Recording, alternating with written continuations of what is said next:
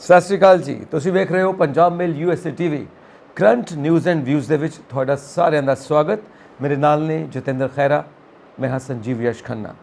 ਥੋੜਾ ਮੌਸਮ ਨਾ ਬੜਾ ਜਾਦੂ ਕਰਦਾ ਪਿਆ ਤੇ ਜਾਦੂ ਚੱਲ ਗਿਆ ਹੈ ਸਾਡੇ ਖੈਰਾ ਸਾਹਿਬ ਤੇ ਵੀ ਮੌਸਮ ਦਾ, ਇਸ ਕਰਕੇ ਥੋੜੀ ਤਬੀਅਤ ਨਾਸਾਜ਼ ਹੈ, ਪਰ ਫਿਰ ਵੀ ਪੂਰਾ ਸਾਥ ਦੇਣ ਵਾਸਤੇ ਬੈਠੇ ਨੇ ਔਰ ਤੁਹਾਡੇ ਵਾਸਤੇ ਖਾਸ ਖਬਰਾਂ ਲੈ ਕੇ ਆਏ ਨੇ। ਸੋ ਡਿਵੈਲਪਮੈਂਟ ਹੈ, ਇੱਕ ਸੈਲਫੀ ਹੋ ਜਾਏ। ਵੈਸੇ ਮੈਂ ਸੈਲਫੀ ਤੋਂ ਵੀ ਪਰਹੇਜ਼ ਕਰਦਾ ਤੇ ਤੁਹਾਨੂੰ ਪਤਾ ਹੀ ਆ ਵੀ ਸੈਲਫੀ ਇਦਾਂ ਦੀ ਅੱਜ ਕੱਲ੍ਹ ਨਾ ਜਿੰਨਾ ਡਿਜੀਟਲੀ ਅਸੀਂ ਕਹਿੰਦੇ ਆ ਵੀ ਬਹੁਤ ਨੇੜੇ ਆ ਗਿਆ ਸੈਲਫੀ ਨਾਲ। ਤੁਹਾਨੂੰ ਪਤਾ ਹੁਣ ਗੁਜਰਾਤ 'ਚ ਕੀ ਹੋ ਗਿਆ। ਹਾਏ ਹਾਏ, ਗੁਜਰਾਤ ਦੇ ਵਿੱਚ ਤਾਂ ਕਰਿਸ਼ਮਾ ਕਰ ਦਿੱਤਾ ਹੈ ਬੀਜੇਪੀ ਲੀਡਰ ਨੇ। ਆਪਣੇ ਕੀ ਨਾਂ ਹੈ ਉਹਨਾਂ ਦਾ, ਮੈਂ ਲਿਖਿਆ ਹੋਇਆ, ਸੋਲੰਕੀ ਸਾਹਿਬ, ਕ੍ਰਿਸ਼ਨ ਸਿੰਘ ਸੋਲੰਕੀ। ਉਹਨਾਂ ਦਾ ਜਨਮ ਦਿਨ ਸੀਗਾ। ਬੀਜੇਪੀ ਦੇ ਲੀਡਰ ਨੇ, ਉਹਨਾਂ ਦੇ ਵਕਤਾ ਵੀ ਰਹਿ ਚੁੱਕੇ ਨੇ, ਸਪੋਕਸ ਪਰਸਨ ਵੀ ਰਹਿ ਚੁੱਕੇ ਨੇ। ਉਹਨਾਂ ਦਾ ਅਸੀਂ ਬਰਥਡੇ ਤਾਂ ਭਗਵੰਤ ਮਾਨ ਸਾਹਿਬ ਉੱਥੇ ਪਹੁੰਚੇ ਹੋਏ ਨੇ। ਗਰਬਾ ਵਿੱਚ ਵੀ ਕਾਫੀ ਨਾਚ ਕਰਦੇ ਰਹੇ ਨੇ, ਰਾਘਵ ਚੱਡਾ ਵੀ ਕਰਦੇ ਰਹੇ ਨੇ। ਉਹ ਪਿਛਲੇ ਜੇ ਖਬਰ ਵੀ ਆਈ ਸੀਗੇ ਕੇਜਰੀਵਾਲ ਸਾਹਿਬ ਵੀ ਪਹੁੰਚੇ, ਕਿਸੇ ਨੇ ਪਲਾਸਟਿਕ ਦੀ ਬੋਟਲ ਸੁੱਟ ਦਿੱਤੀ ਸੀ ਉਹਨਾਂ ਉੱਤੇ, ਉਹ ਵੀ ਗੱਲ ਆ ਗਈ ਸੀ। ਸੋ ਉਹ ਡਾਂਸ ਕਰਦੇ ਕਰਦੇ ਉਹਨਾਂ ਨੂੰ ਬਰਥਡੇ ਦੀ ਵਿਸ਼ੇਸ ਕੀਤੀਆਂ ਤੇ ਉਹ ਸੋਲੰਕੀ ਸਾਹਿਬ ਨੇ ਉਹਨਾਂ ਨਾਲ ਸੈਲਫੀ ਖਿੱਚ ਲਈ। ਅਗਲੀ ਗੱਲ ਤੁਸੀਂ ਦੱਸੋ। ਦੱਸਣਾ ਕੀ ਆ, ਸਭ ਨੂੰ ਮਿਲਣਾ ਤੁਸੀਂ ਸਾਰੀ ਗੱਲ ਦੱਸਦੀ ਆ ਵੀ ਉਹ ਬਰਥਡੇ ਸੀਗਾ ਤੇ ਉਹ ਪੋਸਟ ਕਿਤੇ ਕਰ ਦਿੱਤੀ, ਉਹਨਾਂ ਨੇ ਬਰਥਡੇ ਵਿਸ਼ ਕੀਤਾ ਹੋਊਗਾ ਕਿਤੇ ਸੋਸ਼ਲ ਮੀਡੀਆ ਤੇ, CM ਮਾਨ ਨੇ, ਤੇ ਉਹਨਾਂ ਨੇ ਸੋਸ਼ਲ ਮੀਡੀਆ ਤੇ ਸ਼ੇਅਰ ਕਰ ਲਿਆ ਵੀ thank you for wishing me a birthday. BJP ਇੱਕ ਬੰਨੇ ਤੋਂ ਕਹਿੰਦੀ ਹੈ ਕਿ ਅਸੀਂ ਬੜੇ ਲੋਕਤਾਂਤਰਿਕ ਤਰੀਕੇ ਦੇ ਨਾਲ ਚੱਲਦੇ ਹਾਂ, ਦੂਸਰੇ ਬੰਨੇ ਉਹ ਇੱਕ ਮੈਂ ਛੋਟੀ ਜੀ ਮੈਨੂੰ ਲੱਗਦਾ ਗੱਲ ਹੈ ਕਿ ਕਿਸੇ ਦੇ ਸਟੇਟ ਦਾ CM ਹੈ ਤਾਂ ਚਲੋ ਕਿਸੇ ਹੋਰ ਪਾਰਟੀ ਦਾ ਵੀ ਹੋਵੇ, ਤੁਸੀਂ ਸਗੋਂ ਇਹ ਪ੍ਰਮੋਟ ਕਰੋ ਵੀ ਸਾਡੇ ਲੋਕ ਤਾਂ ਬੜੇ, ਦੇਖੋ ਤੁਸੀਂ ਕਹਿ ਰਹੇ ਹੋ ਕਿ ਬੀਜੇ ਆਰਥੋਡਾਕਸ ਆ, ਬੀਜੇਪੀ ਹਿੰਦੂਵਤਾ ਪ੍ਰਮੋਟ ਕਰਦੀ ਆ, ਅਸੀਂ ਦੇਖੋ ਸਾਡਾ ਬੰਦਾ ਸਿੱਖ ਬੰਦੇ ਦੇ ਨਾਲ ਸਿੱਖ CM ਨੂੰ ਕਿੰਨਾ ਪ੍ਰਫੁੱਲਿਤ ਕਰਨ ਡਿਆ ਜਦੋਂ ਸਟੇਟ ਦੇ ਵਿੱਚ ਆਇਆ, ਉਹਦੇ ਨਾਲ ਫੋਟੋ ਖਿਚਾ ਲਈ। ਦਰਅਸਲ ਮਾਮਲਾ ਇਹ ਨਹੀਂ ਹੈਗਾ ਸੰਜੀਵ ਜੀ, ਮਾਮਲਾ ਇਹ ਹੈ ਕਿ ਉੱਥੇ ਦੇ ਜਿਹੜਾ ਪਰਟੀਕੂਲਰ ਅਸੀਂ ਕਹਿੰਦੇ ਨਾ ਅਹਿਮਦਾਬਾਦ ਦੇ ਜਿਹੜੇ ਉੱਥੇ ਦੋ ਵੱਡੇ ਲੀਡਰ ਸੀਗੇ ਉਹ ਬੀਜੇਪੀ ਨੂੰ ਛੱਡ ਕੇ ਤੇ ਆਮ ਆਦਮੀ ਪਾਰਟੀ 'ਚ ਸ਼ਾਮਲ ਹੋ ਗਏ। ਔਰ ਫਿਰ ਇਹਨਾਂ ਨੂੰ ਲੱਗਿਆ ਵੀ ਜਿਹੜੇ ਪ੍ਰਵਕਤਾ ਆ, ਜਿਹੜੇ ਸਾਡੇ ਬੁਲਾਰੇ ਸੀਗੇ, ਇਹ ਮੀਡੀਆ ਇੰਚਾਰਜ ਵੀ ਸੀ ਉੱਥੇ ਕ੍ਰਿਸ਼ਨ ਸੋਲੰਕੀ ਸਾਹਿਬ, ਐਗਜ਼ੈਕਟਲੀ, ਤੇ ਇਹ ਜਿਹਨੂੰ ਅਸੀਂ ਕਹਿੰਦੇ ਕਿ ਪ੍ਰਵਕਤਾ ਵੀ ਰਹਿ ਚੁੱਕੇ ਨੇ ਉੱਥੇ ਦੇ, ਰਹਿ ਚੁੱਕੇ ਹੁਣ ਕਵਾਂਗੇ ਕਿਉਂਕਿ ਹੁਣ ਤੇ ਰਿਹਾ ਨਹੀਂ ਦਿੱਤਾ ਉਹਨਾਂ ਨੇ, ਉਹਨਾਂ ਕੋਲ ਕੋਈ ਅਹੁਦਾ ਨਹੀਂ ਹੈਗਾ ਇਸ ਵਕਤ। ਹਾਂ ਹੁਣ ਤੇ ਕੋਈ ਅਹੁਦਾ ਨਹੀਂ ਕਿਉਂਕਿ ਉਹਨਾਂ ਨੇ 7 ਸਾਲ ਲਈ ਖਰੇ ਸਸਪੈਂਡ ਵੀ ਕਰ ਦਿੱਤਾ, 6 ਸਾਲ ਲਈ, ਹਾਂਜੀ ਇੰਨੇ ਕੁ ਸਮੇਂ ਦੇ ਲਈ ਸਸਪੈਂਡ ਕੀਤਾ ਆ। ਔਰ ਜਦੋਂ ਸਸਪੈਂਡ ਕਰ ਦੋ ਤੁਹਾਨੂੰ ਪਤਾ ਫਿਰ ਅਗਲਾ ਵਾਪਸ ਤਾਂ ਆਉਂਦਾ ਨਹੀਂ ਆ। ਹੁਣ ਕਿਸੇ ਹੋਰ ਪਾਰਟੀ 'ਚ ਜੁਆਇਨ ਕਰ ਲੈਣਗੇ, ਮੈਨੂੰ ਲੱਗਦਾ ਕਹਿੰਦੇ ਹੁੰਦੇ ਨਾ ਕਿ out of misery Aam Aadmi party ਵੀ ਇਹਨਾਂ ਨੂੰ ਲੈ ਸਕਦੀ ਆ। ਬੇਸਿਕ ਮੁੱਦਾ ਜਿਹੜਾ ਉੱਥੇ ਇਹ ਸੀਗਾ ਵੀ ਇਹਨਾਂ ਨੂੰ ਲੱਗਦਾ ਸੀ ਵੀ ਇਹਨਾਂ ਦਾ ਕਸੂਰ ਆ ਕਿਉਂਕਿ ਇਹ ਉੱਥੇ ਇਹਨਾਂ ਨੂੰ ਪ੍ਰਮੋਟ ਕਰ ਰਹੇ ਆ, ਇਸ ਕਰਕੇ ਉਹਨਾਂ ਨੇ ਜਿਹੜਾ ਆ ਉਹਨੂੰ ਸਸਪੈਂਡ ਕਰ ਦਿੱਤਾ। ਪਾਰਟੀ ਵਿਰੋਧੀ ਗਤੀਵਿਧੀਆਂ, ਉਹੀ ਇਹ 'ਚ ਪਾਰਟੀ ਵਿਰੋਧੀ ਗਤੀਵਿਧੀ ਕੀ ਹੈ? ਮੈਂ ਆਪ ਨਹੀਂ ਹੈਰਾਨ। CM ਸਾਹਿਬ ਜਦੋਂ ਆਪਾਂ ਹੁਣ PM ਸਾਹਿਬ ਦੀ ਗੱਲ ਕਰਦੇ ਹਾਂ ਤਾਂ PM ਸਾਹਿਬ ਦਾ ਜਦੋਂ ਇੱਥੇ ਆਉਂਦੇ ਆ ਸਾਡੇ ਇੱਥੇ, ਹਾਂਜੀ ਚਾਹੇ ਉਹ ਚੋਣਾਂ ਦੀਆਂ ਰੈਲੀਆਂ ਨੂੰ ਦੇਖ ਕੇ ਹੀ ਆਉਣਗੇ। ਜਦੋਂ ਹੁਣ ਆਪਾਂ ਫਿਰੋਜ਼ਪੁਰ ਦੀ ਗੱਲ ਕਰਦੇ ਸੀ ਕਿ ਫਿਰੋਜ਼ਪੁਰ ਦੀ ਘਟਨਾ ਹੋਈ ਹੈ ਤੇ ਹੁਣ ਦੇਖੋ ਸਾਡੇ ਹੋਮ ਮਿਨਿਸਟਰ ਇਹਨਾਂ ਨੂੰ ਲੈਣ ਗਏ ਆ, ਮਤਲਬ ਸਾਰੇ ਕੋਈ ਵੱਡੇ ਅਹੁਦੇਦਾਰ ਜਿਹੜੇ ਆ ਉੱਥੇ ਪਹੁੰਚੇ ਆ ਪੱਬਾਂ ਭਾਰ ਹੋ ਕੇ। ਬਿਲਕੁਲ ਸਹੀ ਗੱਲ ਹੈ। ਥੋੜੇ ਦਿਨ ਪਹਿਲਾਂ ਇਹਨਾਂ ਦਾ ਜਿਹੜਾ ਦੌਰਾ ਸੀ ਉਹ ਮੋਹਾਲੀ ਚੰਡੀਗੜ੍ਹ ਦੇ ਵਿੱਚ ਸੀਗਾ, ਉਸ ਦਿਨ ਸਾਡੇ CM ਸਾਹਿਬ ਸੀਗੇ ਉਹ ਆਪ ਗਏ। ਹਾਂਜੀ, ਹੁਣ ਇਹ ਤਾਂ ਫਿਰ ਪਾਰਟੀ ਵਿਰੋਧੀ ਗਤੀਵਿਧੀਆਂ ਨਹੀਂ ਨਾ ਹੋਈਆਂ ਹੈਗੀਆਂ। ਦੇਖੋ ਬੀਜੇਪੀ ਦਾ ਕੁਝ ਨਹੀਂ ਪਤਾ ਲੱਗਦਾ ਕਿ ਕਿਹੜੀ ਚੀਜ਼ ਪਾਰਟੀ ਵਿਰੋਧੀ ਹੋ ਜਾਂਦੀ ਆ, ਕਿਸ ਨੂੰ ਕਿਹੜੀ ਚੀਜ਼ ਨੂੰ ਡੈਫੀਨੇਸ਼ਨ ਕੀ ਦੇ ਦਿੰਦੇ ਨੇ।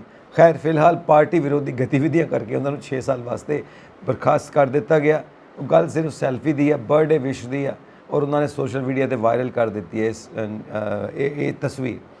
ਸੋ ਬੀਜੇਪੀ ਦਾ ਹੁਣ ਰਵੱਈਆ ਪੰਜਾਬ ਵਿੱਚ ਵੀ ਦੇਖ ਲਓ, ਕਿਉਂਕਿ ਪੰਜਾਬ ਦੇ ਵਿੱਚ ਆਪਣੇ ਪੈਰ ਪੱਕੇ ਕਰਨ ਦੀ ਕੋਸ਼ਿਸ਼, ਕੈਪਟਨ ਸਾਹਿਬ ਆ ਗਏ ਨੇ ਉਹਨਾਂ ਦੇ ਵੱਲ, ਜਾਖੜ ਸਾਹਿਬ ਆ ਗਏ ਨੇ, ਹੋਰ ਵੀ ਕੋਸ਼ਿਸ਼ਾਂ ਚੱਲ ਰਹੀਆਂ। ਹੁਣ ਜਾਖੜ ਸਾਹਿਬ ਦਾ ਤਜਰਬਾ, ਕੈਪਟਨ ਸਾਹਿਬ ਦਾ ਤਜਰਬਾ ਬੀਜੇਪੀ ਦੇ ਕੰਮ ਆ ਰਿਹਾ, ਜਿਹਦੇ ਤਹਿਤ ਆਪਰੇਸ਼ਨ ਲੋਟਸ ਦੀ ਗੱਲ ਹੋ ਰਹੀ ਹੈ ਕਿ ਉਹ ਆਪ ਦੇ ਵਿਧਾਇਕਾਂ ਨੂੰ ਤੋੜ ਕੇ ਆਪਣੇ ਵੱਲ ਲੈ ਕੇ ਆਉਣਾ ਚਾਹੁੰਦੇ ਨੇ। ਕਿਉਂਕਿ ਆਪ ਦੇ ਵਿਧਾਇਕ ਦੇ ਵਿੱਚੋਂ ਕੋਈ 5 ਬੰਦੇ ਨੇ, ਮੈਕਸਿਮਮ 10 ਬੰਦੇ ਹੋਣਗੇ ਜਿਨ੍ਹਾਂ ਨੂੰ ਕੋਈ ਜ਼ਿਆਦਾ ਐਕਸਪੀਰੀਅੰਸ ਹੈਗਾ, 5-7 ਸਾਲ ਦਾ ਐਕਸਪੀਰੀਅੰਸ ਆ, ਬਾਕੀ ਤਾਂ ਸਾਰੇ ਰॉ ਹੈਂਡ ਨੇ, ਉਹਨਾਂ ਨੂੰ ਪਤਾ ਹੀ ਨਹੀਂ ਕੁਝ। ਪਰ ਗੱਲ ਕੀ ਆ, ਹੁਣ ਬੀਜੇਪੀ ਦਾ ਇੱਕ ਆਪਾਂ ਕਹਿ ਲਈਏ ਕਿ ਬੇਸਿਕ ਸੈੱਟ ਆਫ ਪੈਟਰਨ ਰਿਹਾ, ਇੱਕ ਬੜਾ ਵੱਖਰਾ ਤਰੀਕਾ ਜਿਹਨੂੰ ਕਹਿ ਲਈਏ ਕਿ ਹੁਣ ਆਪਾਂ ਨਾਉਣ ਡਈ ਹੈ ਬੀਜੇਪੀ। ਜੀ ਜੇ ਤਾਂ ਬੰਦਾ ਉੱਦਾਂ ਮੰਨਦਾ ਚਲੋ ਠੀਕ ਆ, ਉੱਦਾਂ ਮਨਾ ਲਓ, ਫਿਰ ਜੇ ਨਹੀਂ ਮੰਨਦਾ ਤਾਂ ਫਿਰ ਈਡੀ ਮਗਰ ਲਾ ਦਿਓ। ਇਹ ਬੜਾ ਡਰ ਜਿਹਾ ਲੋਕਾਂ ਨੂੰ ਰਹਿੰਦਾ ਆ। ਏਜੰਸੀਆਂ CBI ਲਾ ਦਿਓ, ਕੇਂਦਰੀ ਏਜੰਸੀਆਂ ਦੀ ਜਾਂਚ ਪਵਾ ਦਿਓ, ਸਾਰਾ ਬੰਦਾ ਉਲਝਿਆ ਰਹੇ, ਇਨਕਮ ਟੈਕਸ ਵਾਲੇ ਵੀ ਆ ਜਾਂਦੇ ਨੇ, ਟੈਕਸ ਲਾ ਦਿਓ। ਇਹ ਚੀਜ਼ਾਂ ਜਿਹੜੀਆਂ ਨੇ ਨਾ, ਇਹ ਸਾਰਾ ਕੁਝ ਕਿਸੇ ਹੋਰ ਬੰਨੇ ਲੈ ਕੇ ਜਾ ਰਿਹਾ। ਲੋਕਤਾਂਤਰਿਕ ਕਦਰਾਂ ਕੀਮਤਾਂ ਤੋਂ ਪਰੇ ਤੱਕ ਅਸੀਂ ਧਸ ਰਹੇ ਹਾਂ। ਇੱਦਾਂ ਲੱਗਦਾ ਹੈ ਕਿ ਮਿਸ਼ਨ ਲੋਟਸ ਜਿਹੜਾ ਆ ਉਹ ਵਾਕਈ ਬੜਾ ਅਗਰੈਸਿਵ ਤਰੀਕੇ ਦੇ ਨਾਲ ਬੜੇ ਜ਼ੋਰਾਂ ਸ਼ੋਰਾਂ ਦੇ ਨਾਲ ਉਹਦੇ ਲਈ ਕਹਿੰਦੇ ਨਾ ਵੀ ਇੱਕ ਜਿਹਨੂੰ ਆਪਾਂ ਕਹਿੰਦੇ ਹੁੰਦੇ ਨਾ ਵੀ ਜੰਗ ਵਾਲਾ ਮਾਹੌਲ ਬਣਾ ਲਿਆ ਇਹਨਾਂ ਨੇ ਵੀ ਕੁਝ ਵੀ ਕਰ ਲਈਏ ਮਿਸ਼ਨ ਲੋਟਸ ਅਸੀਂ ਪੂਰਾ ਕਰਨਾ। ਗੱਲ ਇਹ ਹੈ ਸੋਚਣ ਵਾਲੀ ਕਿ ਤੁਸੀਂ ਸੱਤਾ ਹਥਿਆਣਾ ਚਾਹੁੰਦੇ ਹੋ, ਕਿਤੇ ਸਰਕਾਰਾਂ ਸੁੱਟ ਦਿੱਤੀਆਂ ਜਾਂਦੀਆਂ ਨੇ, ਨਵੀਆਂ ਸਰਕਾਰਾਂ ਬਣਾਈਆਂ ਜਾਂਦੀਆਂ ਨੇ, ਡਾਇਰੈਕਟ ਇਲੈਕਸ਼ਨ ਨਾ ਜਿੱਤ ਸਕੋ ਤੇ ਜ਼ਿਮਨੀ ਚੋਣਾਂ ਕਰਵਾ ਲਓ, ਠੀਕ ਹੈ ਨਾ, ਹਾਰਸ ਟ੍ਰੇਡਿੰਗ ਕਰ ਲਵੋ, ਮਤਲਬ ਤੁਸੀਂ ਇਸ ਤਰ੍ਹਾਂ ਕਰਕੇ ਸੱਤਾ ਵਿੱਚ ਤੇ ਆ ਜਾਂਦੇ ਹੋ, ਸੱਤਾ ਦੇ ਉੱਤੇ ਕਾਬਜ਼ ਤਾਂ ਹੋ ਜਾਂਦੇ ਹੋ, ਪਰ ਦੇਸ਼ ਦਾ ਮਾਹੌਲ ਜਿਹੜਾ ਵਿਗੜਦਾ, ਨਫ਼ਰਤ ਜਿਹੜੀ ਫੈਲਦੀ ਹੈ, ਇਨਸਾਨੀਅਤ ਦਾ ਜਿਹੜਾ ਘਾਣ ਹੁੰਦਾ ਹੈ, ਨਾਗਰਿਕ ਆਪਸ ਦੇ ਵਿੱਚ ਜਿਹੜੀ ਰੰਜਿਸ਼ ਰੱਖਣ ਲੱਗ ਪੈਂਦੇ ਨੇ, ਔਰ ਜਿਹੜੇ ਇੱਦਾਂ ਦੇ ਐਲੀਮੈਂਟਸ ਨੇ, ਜਿਹੜੇ ਐਂਟੀ ਸੋਸ਼ਲ ਐਲੀਮੈਂਟਸ ਨੇ, ਉਹਨਾਂ ਨੂੰ ਮੌਕਾ ਮਿਲ ਜਾਂਦਾ ਕੁਝ ਨਾ ਕੁਝ ਕਾਰਗੁਜ਼ਾਰੀ ਕਰਨ ਦਾ, ਕਿਤੇ ਧਮਕੀਆਂ, ਕਿਤੇ ਫਿਰੌਤੀਆਂ, ਕਿਉਂਕਿ ਇਸ ਮਾਹੌਲ ਦਾ ਫਾਇਦਾ ਉਹ ਵੀ ਉਠਾਉਂਦੇ ਨੇ। ਵਾਕਈ ਸੋ ਇਹ ਸਭ ਦਾ ਕਿਸੇ ਨੂੰ ਖਿਆਲ ਨਹੀਂ ਹੈਗਾ ਕਿ ਦੇਸ਼ ਦਾ ਹਾਲ ਕੀ ਹੁੰਦਾ ਪਿਆ, ਅੰਦਰੂਨੀ ਜਿਹੜੀ ਵਿਵਸਥਾ ਹੈ ਉਹਦਾ ਕੀ ਹਾਲ ਹੁੰਦਾ ਪਿਆ, ਔਰ ਜੋ ਨਾਗਰਿਕ ਨੇ ਉਹਨਾਂ ਦੇ ਜੀਵਨ ਦਾ ਕੀ ਹਾਲ ਹੁੰਦਾ ਪਿਆ, ਕਿਸੇ ਨੂੰ ਕੋਈ ਲੈਣਾ ਦੇਣਾ ਨਹੀਂ। ਅਸੀਂ ਕਾਬਜ਼ ਹੋਣਾ ਚਾਹੁੰਦੇ ਹਾਂ, ਪੂਰੇ ਭਾਰਤ ਵਿੱਚ ਬੀਜੇਪੀ ਦੀ ਸਰਕਾਰ ਹੋਣੀ ਚਾਹੀਦੀ ਹੈ, ਸਾਡੇ ਅੰਡਰ ਸਭ ਕੁਝ ਹੋਣਾ ਚਾਹੀਦਾ ਹੈ, ਡਬਲ ਇੰਜਨ ਸਰਕਾਰ ਹੋਣੀ ਚਾਹੀਦੀ। What is double engine? ਅੱਜ ਤੱਕ ਨਹੀਂ ਕਿਸੇ ਨੇ ਕਲੀਅਰ ਕੀਤਾ ਕਿ ਡਬਲ ਇੰਜਨ ਹੁੰਦਾ ਕੀ ਹੈ। ਹਰ ਥਾਂ ਦੇ ਉੱਤੇ ਕੰਮ ਤਾਂ ਲੋਕਾਂ ਨੇ ਹੀ ਕਰਨਾ ਨਾ, ਦੇਸ਼ ਦੇ ਲੋਕਾਂ ਵਾਸਤੇ ਕੰਮ ਕਰਨਾ, ਵੈਲਫੇਅਰ ਸਟੇਟ ਵਾਸਤੇ ਕੰਮ ਕਰਨਾ, ਤੇ ਜਿਹੜੇ ਵੀ ਕਰਦੇ ਨੇ ਕਰੋ, ਮਿਲ ਜੁਲ ਕੇ ਕੰਮ ਕਰਦੇ, ਕੀ ਇਹਦੇ 'ਚ ਸਮੱਸਿਆ ਕੀ ਹੈ? ਇੱਕੋ ਹੀ ਦੇਸ਼ ਆ, ਇੱਕੋ ਹੀ ਦੇਸ਼ ਦੇ ਲੋਕ ਆ। ਫਿਰ ਤੁਸੀਂ ਕਹੋਗੇ ਮੈਂ ਸਤਯੁਗ ਵੱਲ ਤੁਰ ਪਿਆ, ਸਤਯੁਗ ਵੱਲ ਨਹੀਂ ਤੁਰਿਆ। ਇੱਕ ਜ਼ਰੂਰਤ ਹੈ, ਜੈਂਟਲਮੈਨ ਦੀ ਜ਼ਰੂਰਤ ਹੈ। ਹੁਣ ਪਰਿਵਾਰ ਹੋਵੇ, ਪਰਿਵਾਰ ਦੇ ਵਿੱਚ ਸਾਰੇ ਜਣੇ ਆਪਣੀ ਆਪਣੀ ਡਫਲੀ, ਆਪਣਾ ਆਪਣਾ ਰਾਗ, ਫਿਰ ਉਹ ਪਰਿਵਾਰ ਥੋੜ੍ਹਾ ਹੈ, ਫਿਰ ਉਹ ਇਕੱਠੇ ਕਿਵੇਂ ਰਵਾਂਗੇ? ਪਰ ਇਹ ਵੀ ਗੱਲ ਹੈ ਨਾ ਕਿ ਪਰਿਵਾਰ ਦਾ ਮਤਲਬ ਇਹ ਨਹੀਂ ਵੀ ਵੱਡੇ ਦੀ ਜੋ ਪਸੰਦ ਆ ਉਹ ਸਾਰੇ ਕਰਨ ਨਾ, ਸਭ ਦੀ ਸੁਣੋ, ਸਭ ਦੀ ਸੁਣਨੀ ਪੈਂਦੀ ਹੈ। ਬਿਲਕੁਲ। ਹੁਣ ਪਰਿਵਾਰ ਉਦਾਂ ਦੇ ਹੋ ਗਏ ਜਿਹੜੀ ਤੁਸੀਂ ਗੱਲ ਸੁਣਾਉਂਦੇ ਹੁੰਦੇ ਵੀ ਉਹਦੇ ਮੁੰਡੇ ਸੀਗੇ ਵੀ ਪੁੱਛਦਾ ਸਲਾਹ ਲੈਂਦਾ ਆ ਤੇ ਫਿਰ ਉਹ ਅਖੀਰ ਨੂੰ ਕਹਿੰਦਾ ਵੀ ਬਾਪੂ ਜੀ, ਜਿਹੜਾ ਕਹਿੰਦਾ ਬਾਪੂ ਜੀ ਤੁਸੀਂ ਵੱਡੇ, ਤੁਸੀਂ ਆਪ ਕਰ ਲਓ, ਕਹਿੰਦਾ ਜੀ ਇਹਨੇ ਗੱਲ ਸਿਆਣੀ ਕੀਤੀ। ਬਿਲਕੁਲ ਸਹੀ ਹੈ ਨਾ, ਇਹ ਚੀਜ਼ਾਂ ਚੱਲਦੀ ਆ। ਸਲਾਹਾਂ ਤੇ ਬੜੀਆਂ ਮੰਗੀਆਂ ਜਾਣ ਡੀਆਂ, ਵਿਸਟਾ ਪ੍ਰੋਜੈਕਟ ਖੋਲ੍ਹਣਾ ਜੀ, ਫਲਾਣੇ ਹੱਥ ਖੋਲ੍ਹਣਾ ਆ, ਫਲਾਣੇ ਥਾਂ ਦੀ ਸਲਾਹ ਦੇ ਦਿਓ, ਪਰ ਕਰਨੀ ਆਪਦੀ ਆ। ਲੋਕਾਂ ਦੀ ਸਲਾਹ ਲੈ ਕੇ ਉਹ ਸਾਈਡ ਤੇ ਰੱਖ ਕੇ ਤੇ ਉਹ ਕਰ ਦੇਣੀਆਂ।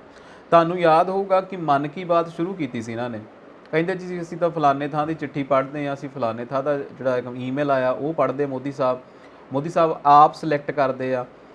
ਫਿਰ ਨਾ ਹੁਣ ਆਮ ਮਨ ਕੀ ਬਾਤ ਤੁਹਾਨੂੰ ਪਤਾ ਲੱਗ ਗਿਆ ਹੋਊਗਾ ਵੀ ਕੀ ਹੋਊਗਾ। ਹੁਣ ਤਾਂ ਪਾਰਟੀ ਕੀ ਬਾਤ ਹੁੰਦੀ ਆ, ਮੋਦੀ ਸਾਹਿਬ ਨੇ ਜਿਹੜਾ ਮੈਸੇਜ ਦੇਣਾ ਉਹ ਉਹਦੇ ਥਰੂ ਕਰ ਦਿੰਦੇ ਆ। ਨਾ ਕੋਈ ਪ੍ਰੈਸ ਕਾਨਫਰੰਸ ਹੁੰਦੀ ਆ ਤੇ ਨਾ ਹੀ ਕਦੇ ਕਿਸੇ ਸੁਚੱਜੇ ਢੰਗ ਦੇ ਨਾਲ ਕਿਸੇ ਮੀਡੀਆ ਦੇ ਰੂਬਰੂ ਹੁੰਦੇ ਆ।